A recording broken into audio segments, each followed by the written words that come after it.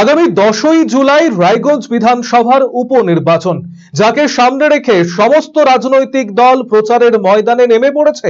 একই ছবি তৃণমূল কংগ্রেস দলের। রবিবার রায়গঞ্জের রাসবিহারী মার্কেটে পৌঁছন তৃণমূল প্রার্থী কৃষ্ণ কল্যাণী। তাকে পুষ্পস্তবক দিয়ে স্বাগত জানানো হয়।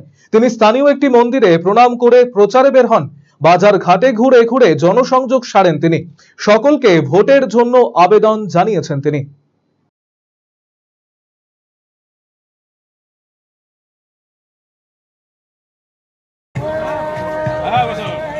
রায়গঞ্জ বিধানসভা উপনির্বাচনে তৃণমূল কংগ্রেস মনোনীত প্রার্থীর